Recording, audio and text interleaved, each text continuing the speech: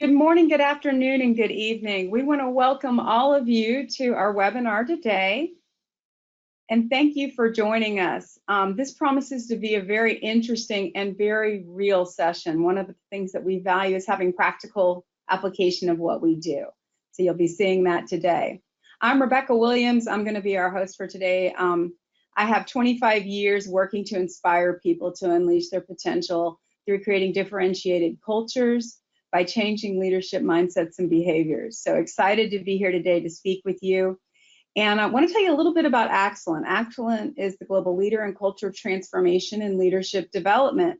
And we're celebrating our 20th anniversary. So 2 decades partnering with clients across the globe to drive behavioral changes by helping individuals, teams, and organizations shift their mindsets and connect with their true selves so that they can express it skillfully. So I want to introduce our 2 speakers today. So our first speaker I want to introduce is Teryluz Andreu. And Terry is a partner at Axialent, and she is responsible for the Americas. Welcome, Terry. Thank you. And our second speaker today is Richi Gil, and he is the Chief Culture Officer at Axialent, and one of the founding partners, and he is executive coach extraordinaire. So welcome, Richi. Hello, nice to be here. There you are. Hey, there you are. So today our goal for the webinar is continuation of our ongoing webinar series around leadership and culture. But really, as you saw in what we were putting out on LinkedIn and our messages that we sent, really what we're looking for is if you've lost hope that you are going to ever create sustainable leadership behavioral change, you've tried almost everything. We're really going to talk about the game changers related to that. We're also going to give an introduction to the concept of conscious business, what it is, what are the practical implications, how it can help you and your leaders and your organization to create exceptional, sustainable behavioral changes and to drive business performance. It's the underlying philosophy of everything we do here. So one other thing I want you to know is we want this to be interactive. We want to hear from you. So please be posting your questions in the Q&A. You'll see a tab for that because we're going to be saving some time at the end for us to respond to that.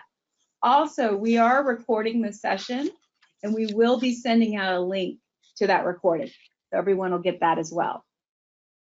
So with that, let's get started. And I'd like to start, Richi, with a question for you, because I just mentioned this concept of conscious business. But what is that? Can you explain it to us? Sure. Well, when we started Axialent in 2003, we were bewildered by the question, is it possible to create values through values? That's the actual subtitle of Fred Kaufman's book, Conscious Business.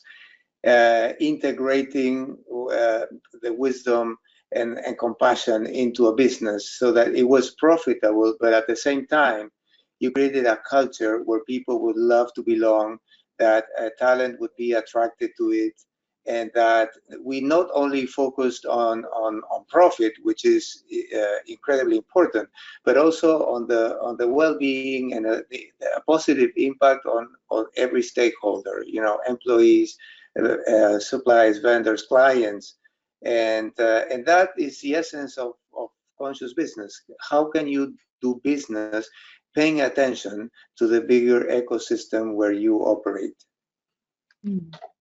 Wow. I love that concept of creating value through values. Yeah. You said you started the business 20 years ago. Terry, I know that you made a pretty big career shift to join Axialent. And I'd love to hear what drew you to conscious business. So that's a great question, Rebecca. And, it's an interesting story. I've been in the talent and culture and engagement space for a long time, more than I would like to acknowledge, I think. And what happened was I was getting a little bit jaded, right? And to be very honest, it is a space where we work on trying to help organizations and help leaders make big shifts. after a merger and acquisition, after a big transaction, when you have a new leader come in. And what I found many times is that we will be taking care of the things that were more concrete, right? It was easy to make interventions related to things like systems. So let's change we want people to behave in this way. So let's create a new competency model. Let's, very rational and very good things. Let's create a new competency model. Let's put people goals related to, let's say, for example, innovation or customer service in the performance management process. Let's do an engagement survey. Let's measure how people are feeling and provide that feedback. And what I found myself doing was over and over again talking about taking care of the low-hanging fruit or the things that were more concrete and easier to measure. But then when we got into the behavior change, it was so much hard. It was much harder to really drive sustainable change, right? And I found myself many times talking to leaders saying, well, you have to be more open. We have to communicate more effectively. We need to recognize people. We need to balance tasks with people, but not really providing solutions for doing that. And after a while, you just become frustrated. So when I found that there was a framework or a way of thinking about this, which is what a conscious business is all about, I have to say at the beginning, I was a little bit skeptical because I don't believe in silver bullets, right? I don't believe that there's like a 1, 2, 3 step for behavior change, because if that was the case, we will all be thin and in shape, and eating healthy food, because it's not the same as rationally knowing that we got to do something and then actually doing it. So what I found, and what I think conscious business is a game changer, is because it just provides a framework for us to think about things a little bit differently, and also inviting people and providing a safe space for people to put into practice a lot of the things that we know we got to do, but we have a hard time doing. And it happens because we may not have the focus, the awareness, or the skills, right, to do it and start behaving in different ways. And that's kind of why I think this was a great complement to all the great work that I've been doing in my prior jobs, but now providing this additional skill set or toolkit to really help enact change at a bigger scale. Wow. So as I'm listening to you, Terry, I think the question that's in my mind, and I bet is in a lot of our attendees' minds, is, and I'll target this to you, Richi, is, there have been literally thousands of books, articles, TED Talks, classes around leadership. What is the magic of conscious business, and why do you think it works differently?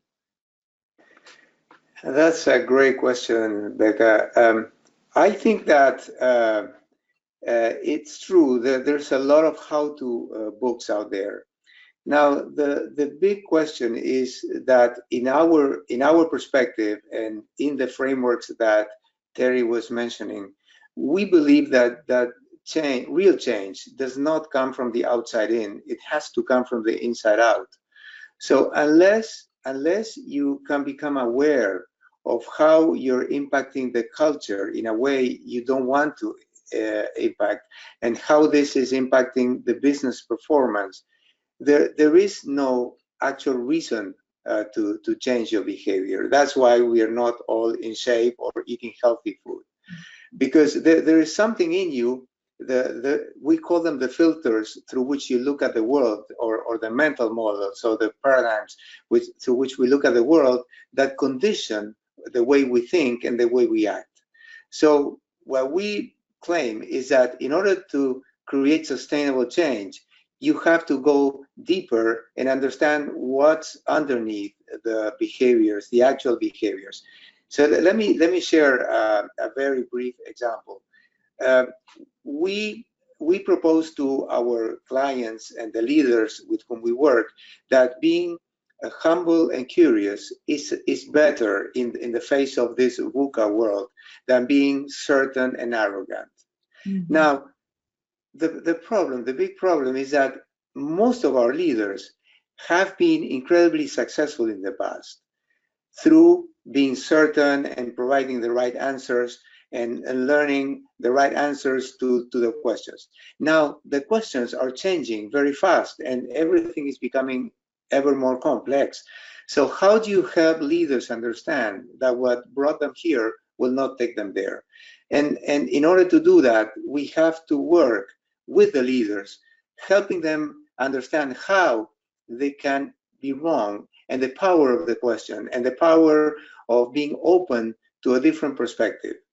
And this is part of the magic that we bring to the room, because we work together with the leaders, helping them create awareness or raise awareness that there is a lot of power in understanding that their view is limited, that they are looking through a window, and that there may be other windows that they are totally unaware of. And when they become aware of the bigger system, then everything changes. I love the quote that's there. It's like there is a belief which I like to debunk at the very beginning of our workshops, that there is a world out there and that you are an observer of the world and you talk about the world. And that is not true, because let me share a very quick example. Imagine the engine of a car. You raise the hood of a car and you look inside. You see things or an engine, and the next thing you do is probably you shut the hood and you call for help. Now imagine that you have a friend who's a mechanic. He sees a totally different image. He sees a system that is harmonic, that's interdependent. He understands the parts, how each part fits the other part, and he has distinctions that you don't have. And your friend can intervene in that system in a way that you cannot, only because he has distinctions. So he can talk about the world, about a world that's totally invisible to you. So by the same token, we claim that we bring a language to business. It's like giving business a little class on mechanics. We teach our participants and our leaders to look at the business in 3 different dimensions. The it, which is the impersonal dimension, and you have to take care of the it dimension of business, because that is what will make you successful. But also there are 2 additional dimensions: the we, the interpersonal, how you work together as a team, and the I dimension, how in flow you are as a leader. Are you happy? Are you feeling expanded? Are you learning? Are you growing as a leader? In order to achieve sustainable, exceptional success, we claim you have to pay attention to the 3 dimensions, because if you only pay attention to the it dimension, at some point the we or the I dimension will give in. Therefore, that's the little class of mechanics, so to speak, when we talk about business. And we believe that having these distinctions will allow leaders to be a lot more effective in business. Let me pause there. Yeah, and I think, Richi, one thing that I've seen is that many times we and I've done this too. And this is when I said, I wish I had known some of these distinctions 20 years ago, that would have saved a lot of pain. Is that rationally we kind of think this is right?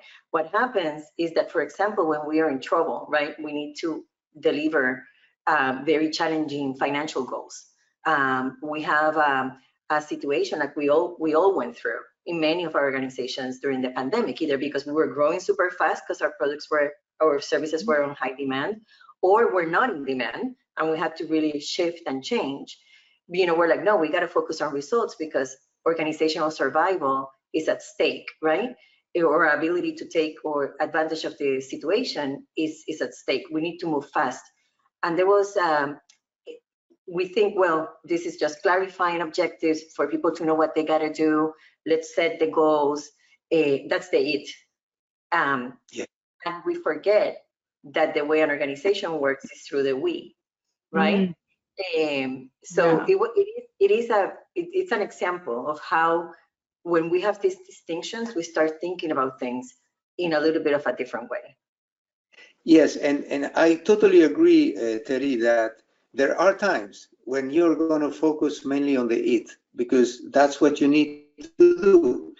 Now, the question is, are you still aware that there is an I and a we dimension that are also relevant and that you will eventually need to take care of. This is the metaphor I use is because we all have stories about, about the models, about what works, what doesn't work, or about the challenge of achieving an IT goal for the business, a growth goal, a market share goal, whatever. The question is, does that story have you, or do you have the story?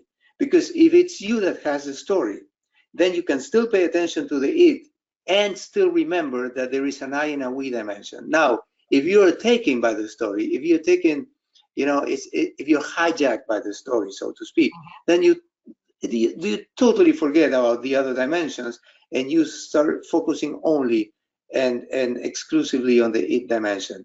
And that makes all the difference in the world, because you will eventually need to take care of the it, but you also eventually will need to take care of the we and also of the I, if you want change to be sustainable. Exactly. That's our plan. I think the key there is the conscious decision, right? I think what happened, this is why this is called conscious business, right? Because what happens is that if we consciously say we got to over rotate on the it or the we, right, or the I, because that's the moment we're living and it serves the purpose that we're trying to achieve. That's okay. It's fine. It's okay. We're making a conscious choice. I think that what happens many times for us is that we jump from one to the other without necessarily doing so consciously.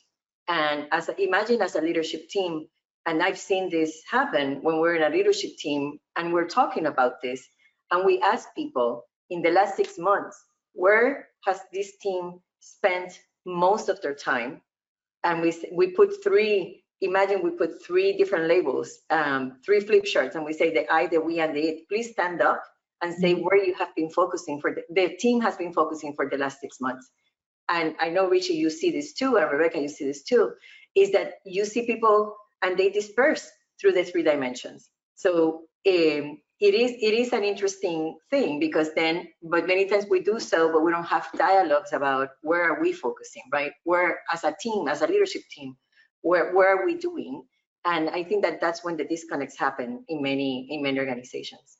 Absolutely. Yes, as we think about this, one of the things that I've seen is, all the research that's out there talks about how one of the biggest obstacle to culture transformation, and I would argue achieving business results, is leadership behaviors.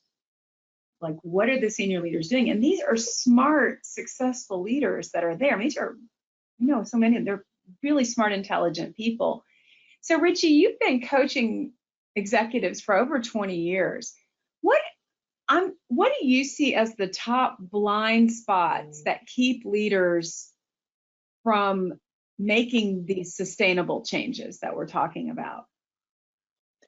Well, as I said before, one of the key changes is can they let go of their certainty? Because certainty is what has made them successful in the past. Normally, leaders that work with me or that I work with have been successful in terms of business.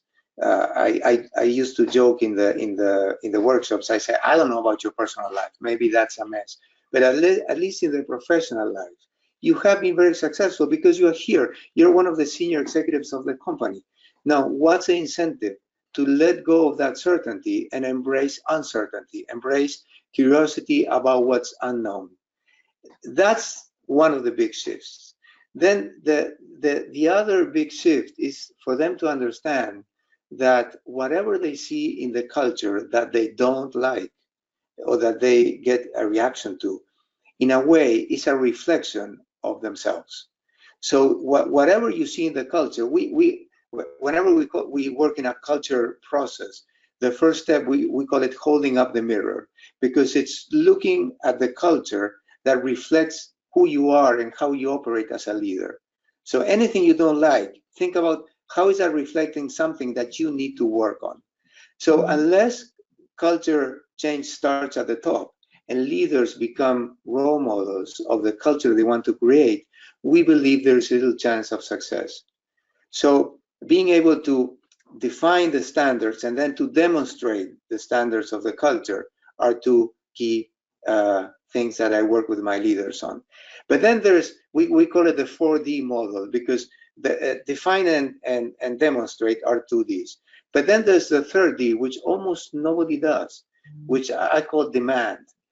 Whenever they see somebody not behaving up to the standards or not honoring what was agreed that they wanted to create a new culture, what do? Do they raise their hand? Do they confront the unwanted behavior?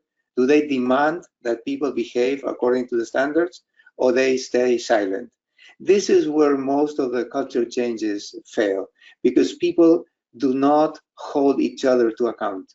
They don't demand from each other the behaviors, the role modeling of the behaviors they want for this new culture they want to create. And then the fourth D is to delegate in others, so that others will define, demonstrate, and demand too. But if you want a culture to go viral, you have to help the leaders understand that their shadow, they cast a long shadow, we say, on the organization. So whatever they do, people are going to imitate, because we define culture as the way you have to think and act in order to be one of the tribe, one of the group, one of us. So, and leaders are the people they will look to first as to get the messages on how they have to behave.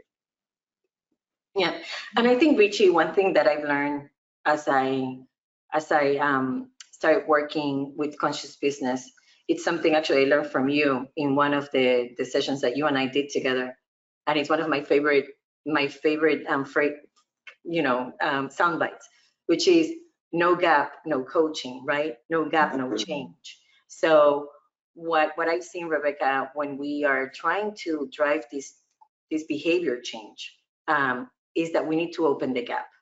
And this is why just the traditional consulting interventions, they are not as effective in working with behavior change, right? Because you come in with the answers, you kind of come in with here's the situation, here's what you got to do. Like consultants are paid, right, to come in with answers. And when we're talking about behavior change, it's like Richi said, it happens from the inside out. You have to come up with understanding what your gap is. Nobody can tell you. You have to acknowledge, and this is where those coaching skills are so important, because maybe everybody sees it, but you don't see it, right?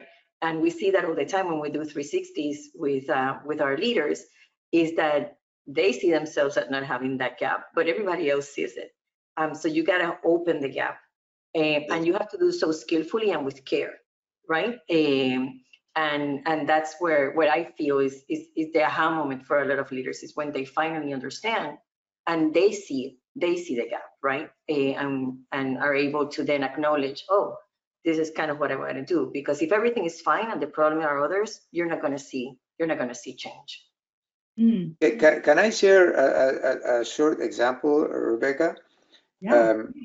This is interesting what you say, Terry, because I facilitate leadership team meetings a lot, and normally when we are working in a meeting, we agree on some ground rules that everybody wants to honor during the meeting, because they believe it's going to create better conversations, better outcomes for the meeting. And I would say 99% of the times, one of those ground rules is listen to each other and ask questions. So everybody wants to listen to each other and ask questions. Then we dive into the meeting, and they're taken by the content. You know, everybody gets taken, like I said before, they're taken by the story of the content, and content is very important. They have to make important decisions during the meeting. But what normally happens also in 99% of the meetings is that everybody has an opinion about everything. So everybody has something to say. So you can hear people and you watch people giving speeches to each other, going around the room, but nobody is asking anything. So I'm sitting there, and then at one point I will raise my hand and say, guys, I'm here to help you honor the ground rules. That's my role, okay? In the last 15 minutes, I haven't heard one single question. And you've been saying very smart things, very intelligent things. Does nobody have one question that you want to ask from one of your colleagues here in the room? So first, would you agree that there were no questions? And they would say, yeah, that's true. Because, you know, people are smart, they know, they're there. Does anybody have a question? And then somebody would raise their hand and say, oh, yeah, I have a question. I say, well, ask it. I mean, he's here, ask the question. And then when they ask a question and they start asking each other questions, there's something that happens in the room, that the meeting takes a deep dive and it becomes much more profound. It starts becoming, people start learning from each other, they start building on each other's thoughts, and they start working together. They start to create something that was not there before. But there needs to be an intervention that creates that aha moment, that they say they want to ask questions and they believe it, they strongly believe it, but then they forget. So how can you bring consciousness into the room that asking questions is going to create a different meeting for them? And when they see it and they experience it, then they can start acting it. But you have to help them to create that aha moment. Otherwise, they will just go with what they know very well how to do, which is have opinions and have thoughts. Yeah. So the question that I'm sitting with as we're talking right now is, I'm hearing you mention things like people need to show humility. They need to realize the shadow that they cast, develop self-awareness, understand how the I, the we, and the it, how these three systems like interact with each other and be conscious of how they're balancing them. But what are the true game changers that shift these mindsets? Yeah. So, certainly as Richi mentioned, Rebecca, there's the self-awareness piece is the first one, right? Like opening that gap and inviting people into a safe space so they can explore what are the mindset that they're operating from, because we're not aware, right? And that's the whole point. That's why this is conscious, is moving from the unconscious and the automatic reactions to the conscious, which is them being very thoughtful. So it's really exploring those mindsets that are really driving the way we behave, which then impact the results that we obtain. If we don't go that deep, what happens many times is that we deal with the behavior, but we don't go deeper into exploring why do we behave these ways. And a great example, I was actually with a client yesterday, and we were talking about feedback. We've been talking, people know the mechanics on how to give feedback, right? Observation, situation, pause, recommendation, right? That's very well known. There's tons of trainings on how to give and receive feedback. And for some reason, we still don't provide feedback, right? And the reason why we don't provide feedback many times is because there's some mindsets that get in the way of us and make us fearful of giving it or of defensive of receiving them. So that's why understanding where are we operating from, it's very key. But there's, maybe just for the sake of time, because we can be talking about this for a very long time, and Richi mentioned some of the mindsets that we work with a lot of leaders on, like humility and responsibility, which are two core mindsets that we work with leaders from. But I think there's two, what I would call game changers, that I've seen work magic in organizations. And for the people that are joining us in the webinar, if they can take something away, I think Richi would be great to talk to them about this too, which are impeccable commitments and authentic communication. And we'll explain a little bit what we mean about those, but it will give you a sense of how this actually impacts the fiber of the culture of the organization. Because it's great if we can have one leader, if I coach one leader, right? And I hope that leader be incrementally better, but it's so much powerful when we have a group of people that play by the same rules, right? And that's what culture is all about. And those rules are conscious, are constructive. So let's talk about impeccable commitments, because we say that an organization is made of people. An organization is not made of machines and buildings. And we saw that during the pandemic, right? An organization is really made of people, and people that come together for a purpose, to do something. And that purpose, hopefully, is a higher purpose that goes beyond just making money. But we come together to achieve something. And so that means that an organization, that really the DNA of organization is shaped by the quality of the conversations we have and by how well we honor our commitments, the network of commitments that we have. If you think about it, very few of us do our work by ourselves. We depend on others to get our job done. Even if you are a one-person show, you deal with your clients. You have to serve someone. So an organization, the success of an organization is really defined in many ways because by the quality of the conversations and by how well we honor our commitments. And the impeccable commitment, this is why these two are game changers. So very quickly on impeccable commitments, sounds very easy, right? A commitment is made of two things. It's made by the request that we make, right? What we want the other person to do. Hey, Rebecca, in order for us to achieve A, B, C, I request that you do A, you do X by Z, right? It's in order for us to get to that client presentation, I request that you do that report by Friday, right? That's a request. And many times that's very clear. And we know that, although you will be surprised how many times we do a request and we don't say by when or to whom, and the commitments are, the requests are kind of left up in the air. But then the piece that many times we miss is, can you commit to that? Which is then the acceptance of the commitment, right?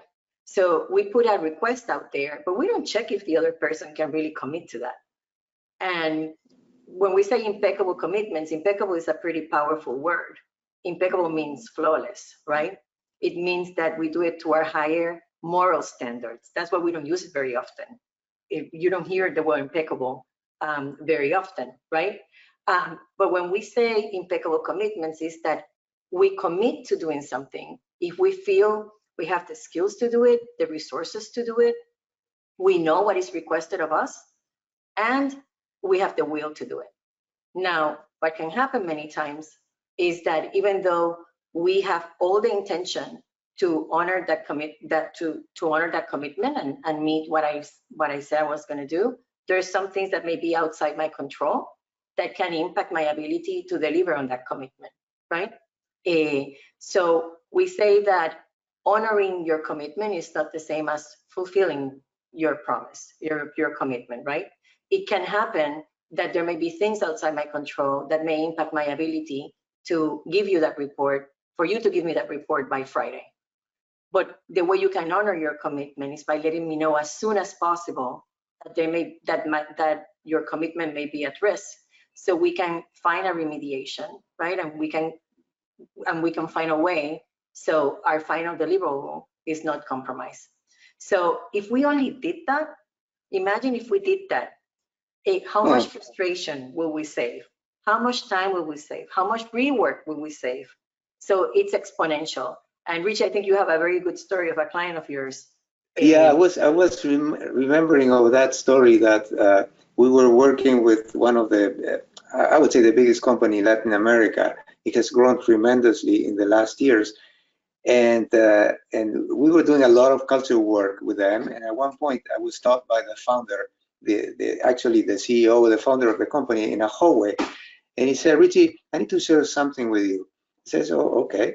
We have already saved through a single behavior, a single process, or a single tool, all the money that we are investing with you on cultural change. And I said, wow, tell me more.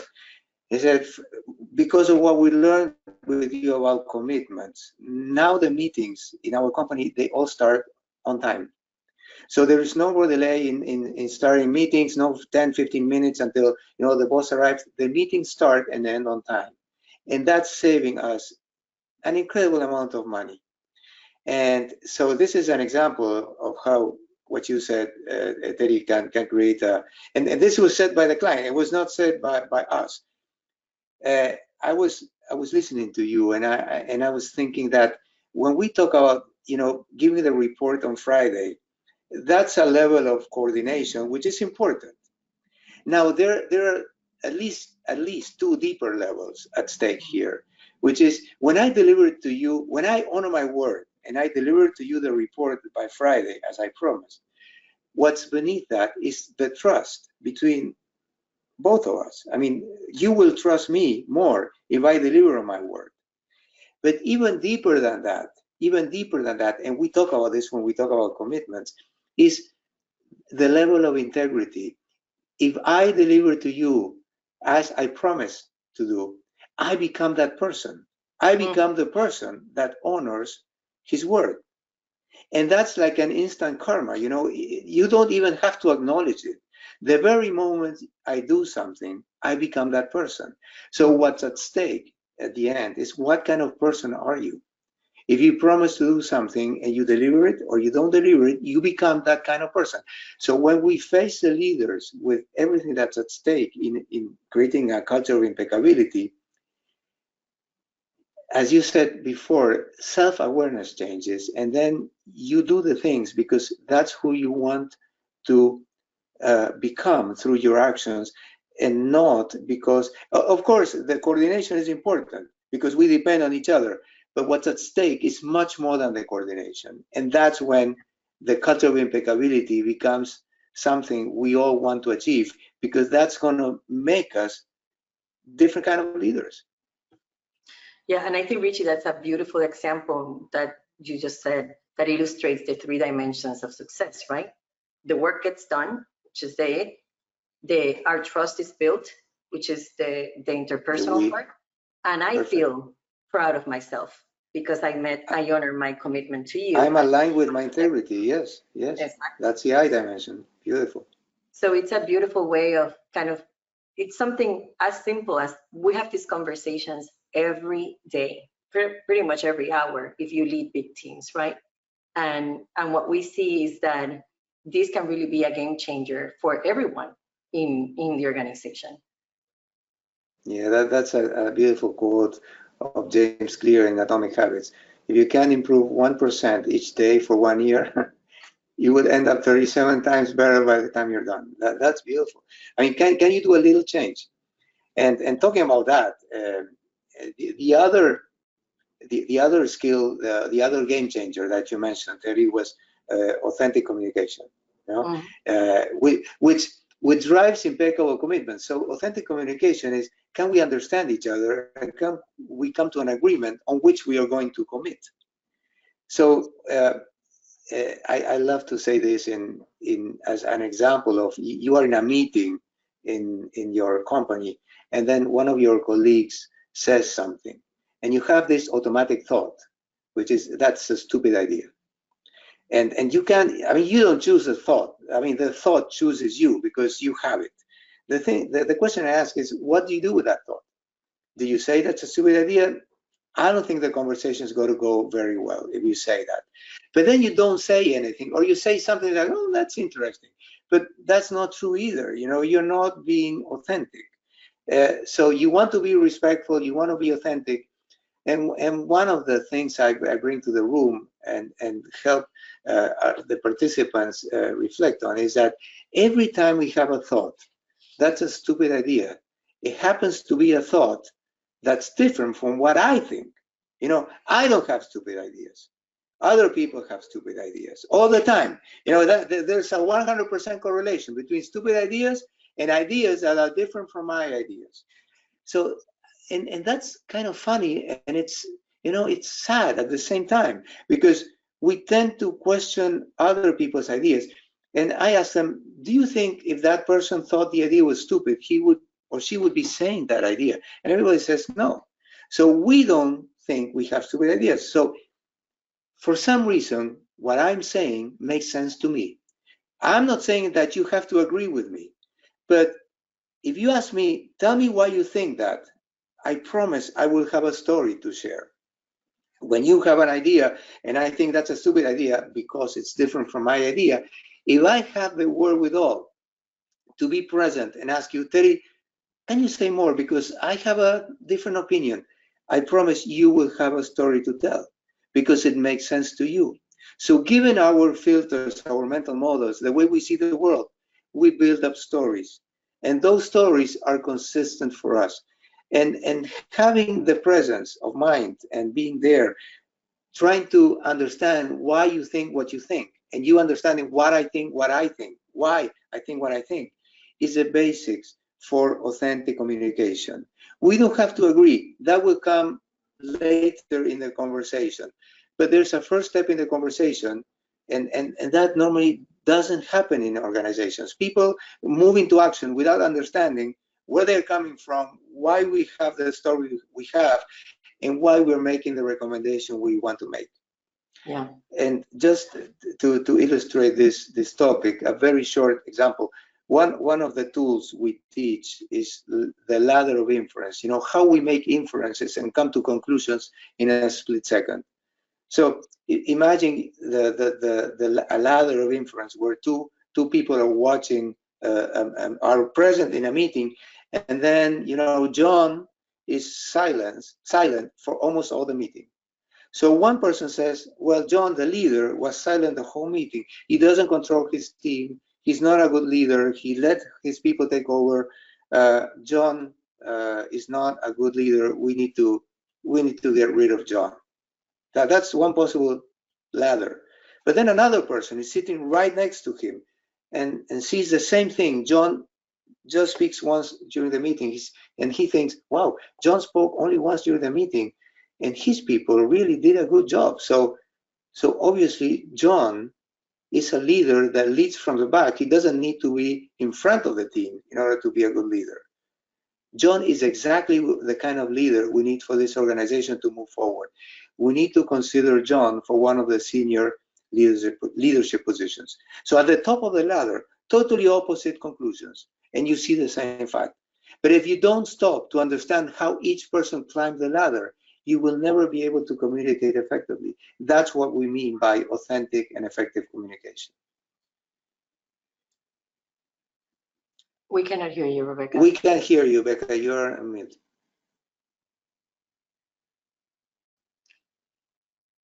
So maybe while Rebecca comes back, Richi, one of the questions that we got on the chat, which I think it's a great question, is from Carlos Chapman. Do you have any example on how to deal with tough egos? And in your experience, most of the times, ego prevent from impeccable coordination in management teams. So what do you do when you are working with leadership teams where there's like big egos in the room? Well, I'm going to respond with the kind of provocation I would do in the room, because for me, strong egos are a proxy to weak egos and frightened egos. In my view, a strong ego does not need to appear to be assertive is fine. Now, can you be assertive and compassionate at the same time? Can you be assertive and humble? Can you be assertive? Can you be an expert and curious at the same time?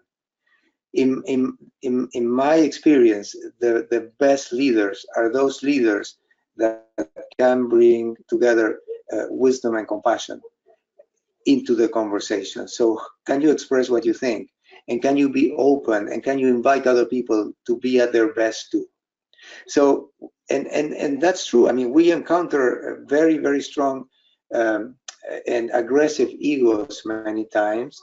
And you have to work with a leader to help him understand that through acknowledging that and understanding that it's very counterintuitive. Can you express and show your vulnerability? Are there places where you're not totally sure of where you're going to go? And can you live with that? Can you live with the uncertainty of the future? Today, you cannot be certain of anything anymore.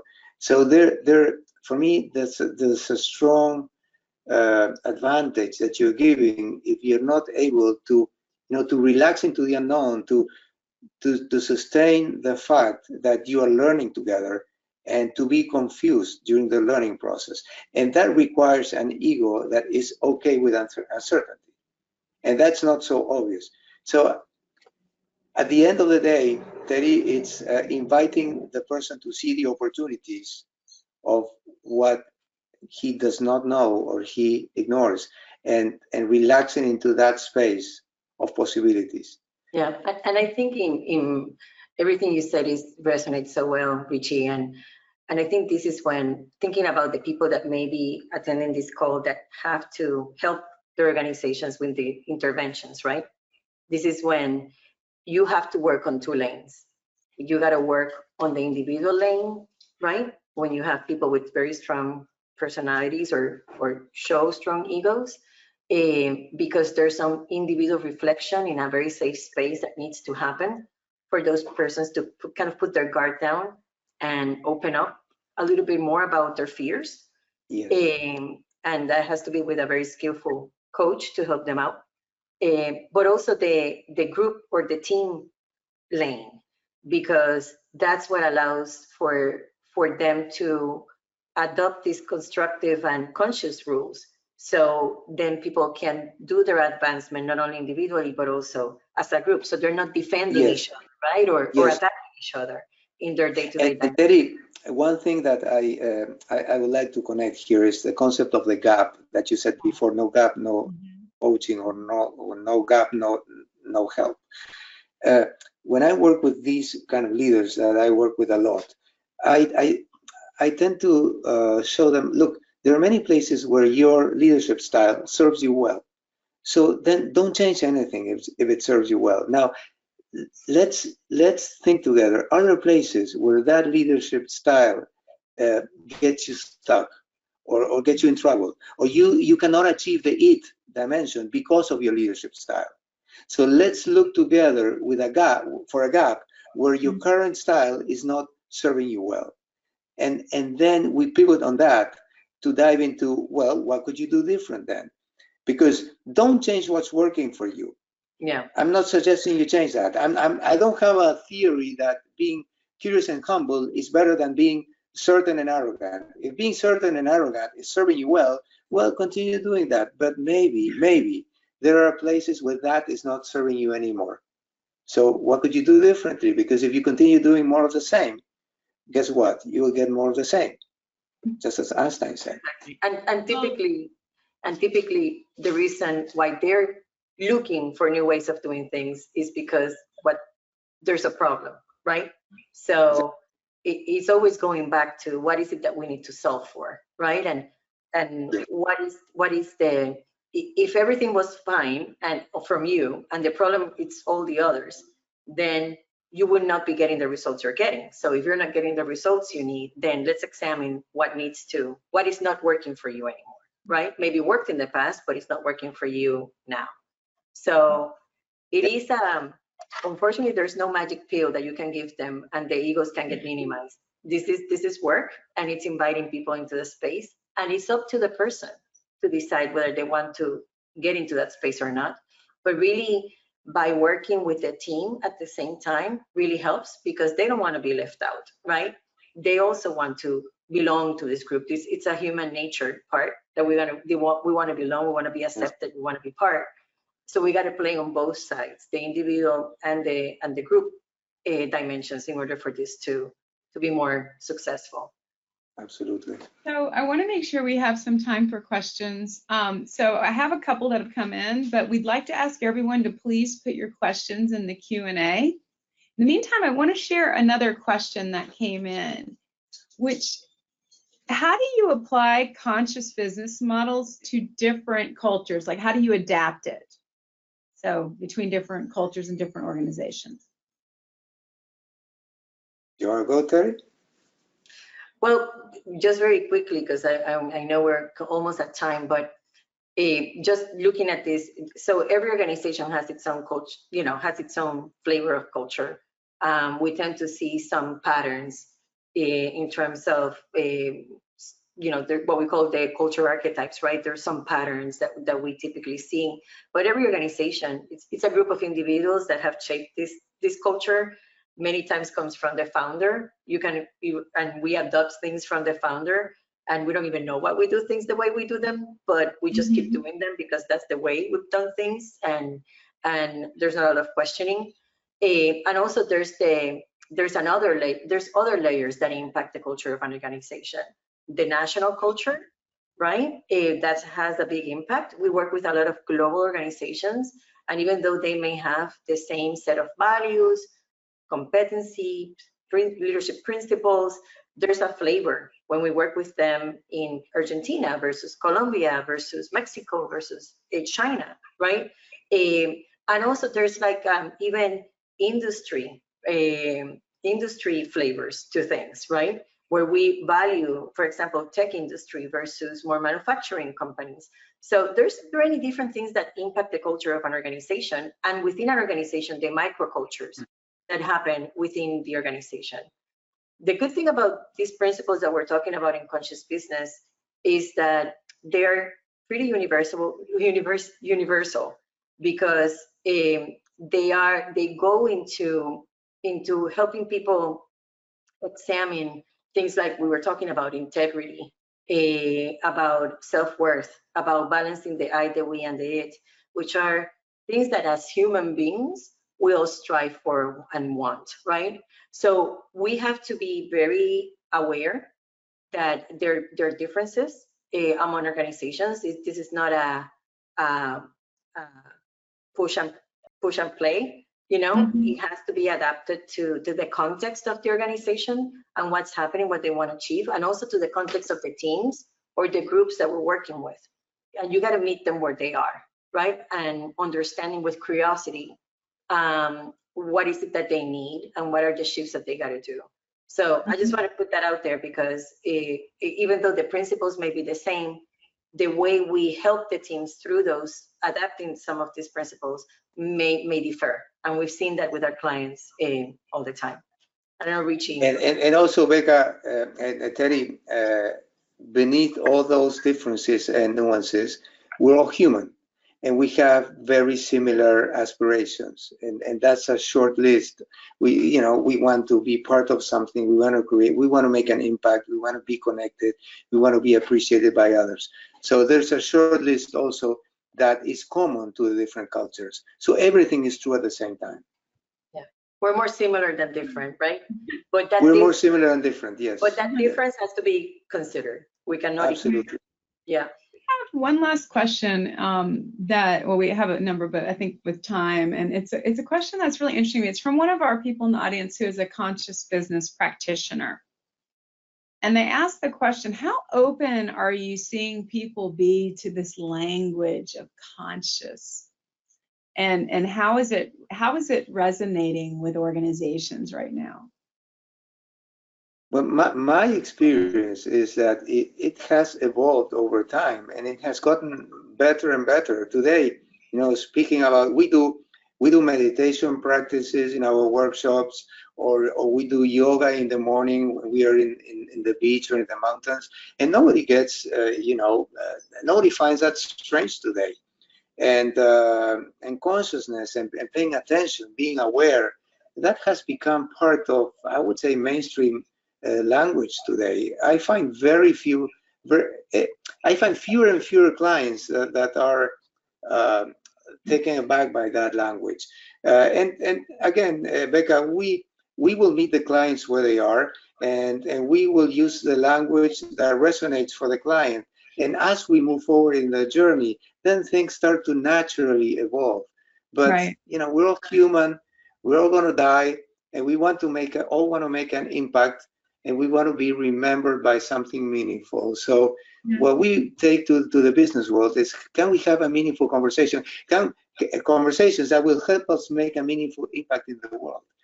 And everybody connects to that. Yeah. So with that, we're actually at time, but I will add one thing, just as also a consultant in this space. I think people are actually more hungry for the terms around conscious business coming off the heels of the pandemic, building a company that builds value through values. I'm actually seeing the appetite increasing for this type of work because people are saying, I want more meaning than just the it. I want it bigger. Yep. So I get super excited. I think, Rebecca, too, very quickly, there's now everybody's talking about emotional intelligence, growth mindset. So these are all different things that are all related. So I think that there's more openness to this kind of work for sure. I agree. Well, I want to thank everyone for your time today. I'm sorry we couldn't get to all of the questions, but a couple of things. So we're going to be sending you an article and the recording. So if you have, feel free to share it with others. Like this is an open session. We are also want to let you know we're the exclusive sponsors of the fellowship, which is a big it's an intimate actually culture conference. It's going to be held out in Santa Fe. There's a link there to it. You could scan it. We'd love to see you there. And that'll be out in Santa Fe, New Mexico, November 6th through the 9th this year. Also, we'll be having another webinar on June 1st, and the topic's going to be tips for successful digital transformation. I wish I had $1 for every time I've been asked about digital transformation over the past year in particular. So that's going to be led by Annabelle Dumois, who's a partner in the forum, and Joao Adao, who was former leader of Meta for Latin America and part of our faculty network. And then you see there how to contact us. So please follow us on LinkedIn and on Instagram. So with that, thank you so much for your time today. Any parting words, Terry or Richi, before we close out? No, great conversation, Rebecca. And, I thank you for the space of sharing a little bit of what conscious business is. And if anyone is interested in learning more, you have our contact info here. So looking forward to hear from all of you. Thank you. Thank you, everybody. Thanks for joining. Bye.